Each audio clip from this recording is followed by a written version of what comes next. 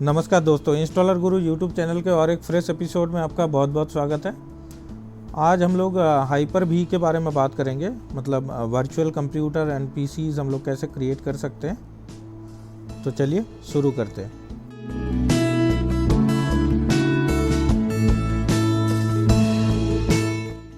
Virtualisation PC virtualisation में Windows में by default hyper we आता है। इसके अलावा VMware होता है, ये इससे भी आप वर्चुअल कंप्यूटर्स या सर्वर्स वगैरह बना सकते हैं। इसके अलावा ओरेकल का वर्चुअल बॉक्स आता है जो कि ओपन सोर्स एंड फ्री है, ये आपका VMware पेड है। एंड बाय डिफ़ॉल्ट विंडोज़ के साथ आता है हाइपर वी, जो विंडोज़ का प्रोप्राइटरी सर्विसेज में आता है। ये बाय डिफ़ॉल्ट आपका विंडोज़ 10 से लेकर विंडोज़ सर्वर तक, विंडोज़ 10 के ऑब्वियसली प्रो वर्जन में और विंडोज़ सर्वर के स्टैंडर्ड एंड अबव सारे वर्जनों में आपको हाइपर वी की फैसिलिटी मिल जाएगी। हाइपर वी में आप बेसिकली वर्चुअल पीसीज वगैरह बना सकते हैं। जनरेशन 2 लेवल तक वर्चुअल पीसीज आप क्रिएट कर सकते हैं, जहां पर आप वर्चुअल बॉक्स के अंदर जनरेशन 1 तक का सपोर्ट करता है और VMware के अंदर आपको और हायर इसकी फैसिलिटीज़ मिल जाएगा। तो आज हम लोग हाइपर वी कैसे इंस्टॉल करेंगे विंडोज़ के अंदर और उसके अंदर वर्चुअल कंप्यूटर कैसे बनाएंगे, इसके बारे में देखते हैं। तो हाइपर वी इंस्टॉल करने के लिए बाय डिफ़ॉल्ट आपका विंडोज़ में प्री लोडेड आता है, लेकिन इसे आपको अलाउ करना पड़ता है फ्रॉम कंट्रोल पैनल। सबसे पहले आप स्टार्ट बटन में क्लिक करके नॉर्मली अगर हाइपर वी लिखेंगे तो आपको टर्न ऑन विंडोज़ फीचर्स का ऑप्शन ऑटोमेटिकली आ जाएगा, जो कि आपका कंट्रोल पैनल की बाएं तरफ रहता है। इसके अंदर आपको हाइपर वी का ऑप्शन मिलेगा, जिसके अंदर hyper V management tool auto tick रहेगा। हाइपर वी प्लेटफॉर्म्स वगैरह, हाइपरवाइज़र और उसकी सर्विसेज वगैरह इनेबल करना पड़ेगा, देन आपको ओके करना पड़ेगा। और अगर आपका पीसी इंटरनेट से कनेक्टेड है तो ये अपडेट्स वगैरह भी ले लेगा एंड आप अप्लाई चेंजेस के बाद ये पीसी एक बार आपको रिस्टार्ट करना पड़ेगा। अभी पीसी ये रिस्टार्ट के लिए आ गया, अभी मैं रिस्टार्ट करता हूँ और इसे ऑन करके वापस आते हैं। तो पीसी रिस्टार्ट करने के बाद आप स्टार्ट बटन क्लिक करेंगे, देन हाइपर वी टाइप करेंगे तो आपको हाइपर वी मैनेजर मिलेगा। हाइपर वी मैनेजर ओपन होने के बाद आपको कुछ इस तरह से दिखेगा। बाएं तरफ आपको हाइपर वी मैनेजर के एडमिन पैनल आएगा, दाएं तरफ आपको कुछ एक्शंस बटन है, जिस एक्शंस बटन के अंदर सबसे इम्पोर्टेंट जो है वो है वर्चुअल स्विच मैनेजर, जिसके अंदर आप आएंगे तो डिफ़ॉल्ट वर्चुअल स्विच आपको क्रिएट किया हुआ दिखेगा। तो ये डिफ़ॉल्ट वर्चुअल स्विच जो है, इसके अंदर अगर आप जाएंगे तो ऑटोमेटिकली आप देख पाएंगे कि इसके अंदर कुछ एक्सटेंशन ऑटोमेटिकली काम कर रहा है और इसके अंदर आपका ऑटोमेटिकली जो है ना एक लैन कंट्रोलर ऑटोमेटिकली ऐड हुआ है। अगर आप नया वर्चुअल स्विच भी क्रिएट करना चाहते हैं तो यहाँ से क्रिएट न्यू कर सकते हैं और आपकी जो भी लैन की एडाप्टर होगा, चाहे आपका 1 हो, 2 हो, 3 हो, उसको आप ब्रिज मोड में और अलग अलग मोड्स में आप यूज़ कर पाएंगे। तो हाइपर वी के अंदर हम लोग एक्चुअली वर्चुअल कंप्यूटर बनाते हैं। तो कैसे वर्चुअल कंप्यूटर बनाते हैं वो आज हम लोग देखते हैं। तो यहाँ दाएं तरफ आपको न्यू बटन मिल रहा है। न्यू के अंदर जाने से आपको वर्चुअल मशीन्स दिख रहा है। अब यहाँ से न्यू में जा सकते हैं या अदरवाइज़ यहाँ जो आपको हाइपर वी मैनेजर दिख रहा है, इसके अंदर आप न्यू में आएंगे, उसके अंदर वर्चुअल मशीन्स में आएंगे, जिसके अंदर आपको एक विज़िट खुलेगा, जिसके अंदर पहला ऑप्शन है आपका कि वर्चुअल मशीन का आप नाम क्या देंगे। मुझे एक विंडोज़ सर्वर कंप्यूटर चाहिए, तो मैं विंडोज़ सर्वर पीसी इंस्टॉल करूंगा अभी। और इसको आप कहाँ स्टोर करेंगे, store the virtual machine in a different location में आप क्लिक करेंगे, ब्राउज़ करेंगे और मैं मेरा डी ड्राइव के अंदर इसे रखना चाहता हूँ। इसकी सारी जो इन्फॉर्मेशन है इस कंप्यूटर की, चाहे वो वर्चुअल हार्ड डिस्क हो, उसकी स्नैपशॉट्स वगैरह हो या उसकी सारी जो कॉन्फ़िग फाइल है, सारी इस फोल्डर के अंदर रखूँगा। तो फोल्डर का मैं नाम दे रहा हूँ विंडोज़ सर्वर। अब इसके अंदर मैं रखूँगा इसे और नेक्स्ट करूँगा। यहाँ पर आपको ऑप्शन आ रहा है कि जनरेशन 1 का आप सर्वर बनाना चाहते हैं या जनरेशन 2 का। जनरेशन 1 में क्या है, आपका 32 बिट एंड 64 बिट इस तरह का सपोर्ट करता है। जनरेशन 2 में आपका UEFI बेस्ड जो रोम बेस्ड आपका फर्मवेयर बेस्ड जो आपका मदरबोर्ड होता है, उसकी आपको फैसिलिटीज़ मिल जाती है। अगर आपका मदरबोर्ड UEFI बेस्ड रोम बेस्ड है तो आप ये चूज़ कर सकते हैं। और इसमें जनरेशन 2 में आपको हायर रैम और हायर हार्ड डिस्क यूज़ करने की फैसिलिटीज़ भी मिलेगा।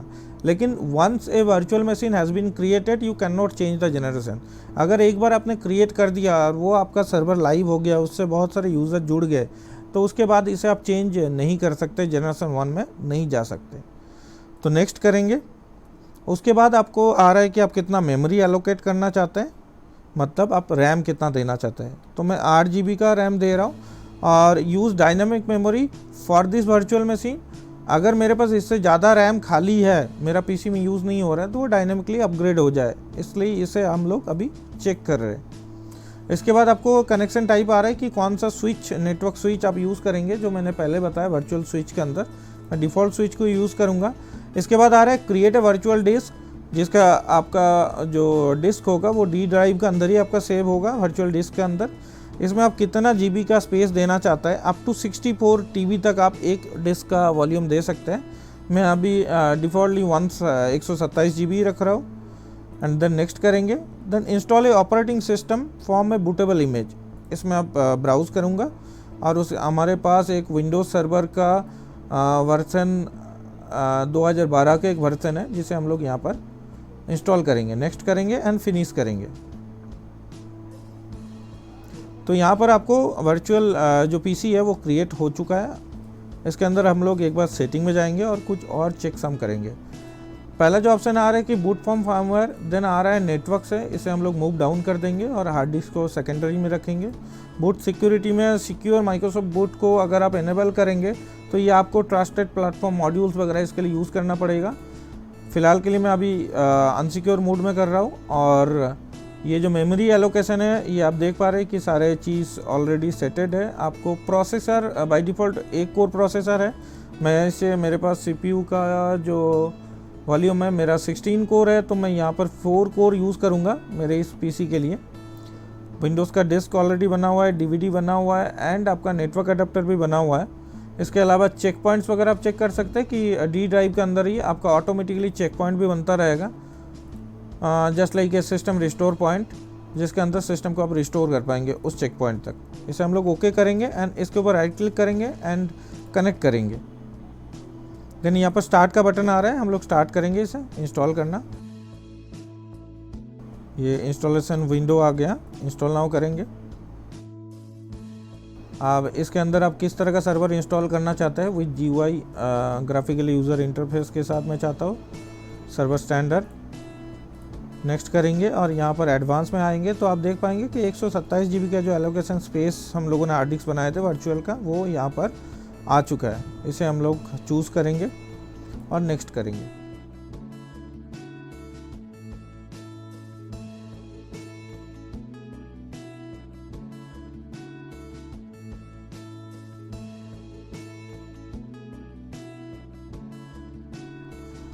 तो इंस्टॉलेशन कंप्लीट हो गया। फर्स्ट पासवर्ड देके हम लोग एंटर करेंगे।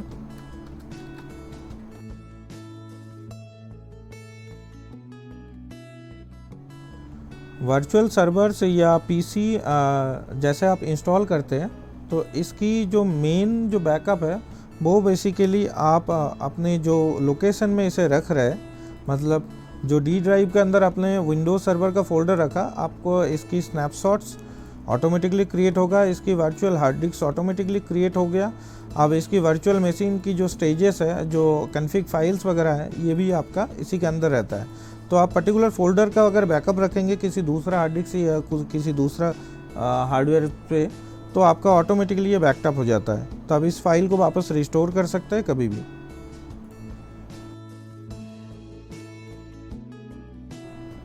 आप आगे वर्चुअल मशीन्स बनाने में आपको अगर कभी भी कोई भी इंक्रीज़ या कुछ करना पड़े तो इसके लिए आप जो है ना ऑटोमेटिकली इसकी हार्डवेयर कैपेबिलिटी आराम से इसे इंक्रीज़ या डिक्रीज़ कर सकते हैं अपने हिसाब से। हम लोग आने वाले वीडियोस में हार्ड डिस्क कैसे इंक्रीज़ करते हैं या फिर एक वर्चुअल सर्वर को दूसरे वर्चुअल सर्वर्स पे कैसे इंपोर्ट कर पाएंगे दूसरे PCs में, इसके बारे में देखेंगे। तो फ़िलहाल के लिए आज के वीडियो में इतना ही। आने वाले वीडियो में हम लोग इस तरह के और भी सेटिंग्स एंड फीचर्स के बारे में बात करते रहेंगे। जय हिंद, वंदे मातरम।